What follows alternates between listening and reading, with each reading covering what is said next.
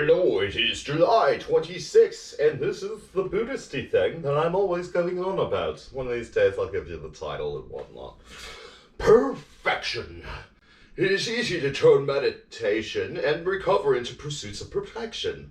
Well, it's possible to be perfectly clean and sober. Very little else about those paths can be perfected.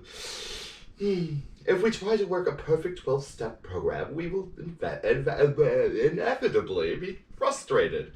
Step 7 is a good case of this, where we discover what we simply can't permanently remove all our shortcomings.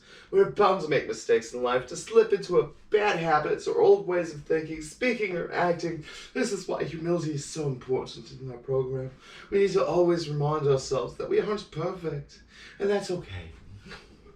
The same applies to Buddhism and meditation. It doesn't really make sense to try to be a perfect Buddhist, since suffering and impermanence are as seen as inevitable.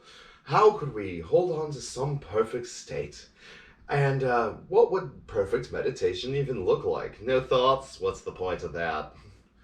No perfection isn't the point. Ongoing engagement and vigilance is a better goal. Maintaining right intention is a reasonable aim. These are all suggested being present, which is the fundamental commitment of our practice.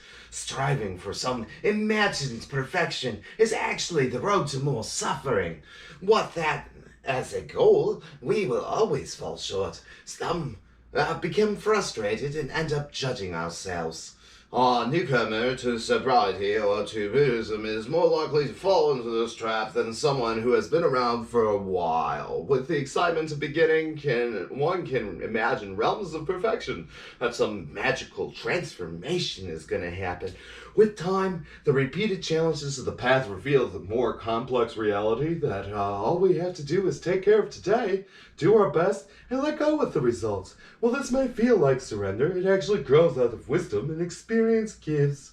Today, notice any tendencies towards perfectionism. Do you have unreasonable expectations about yourself or about the path?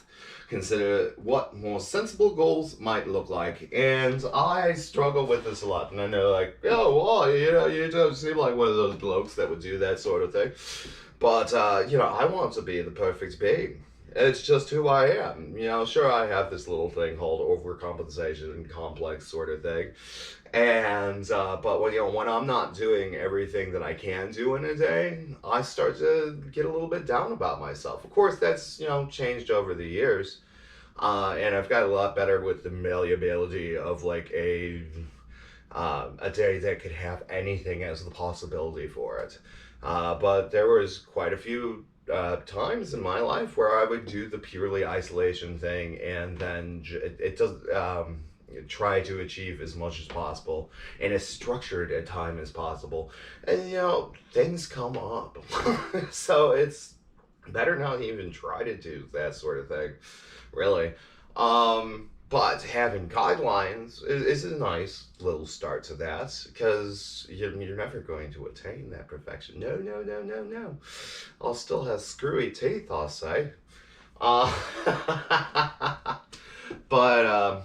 no, it's all a journey, and if you could achieve perfection, there'd be no use for the journey, right?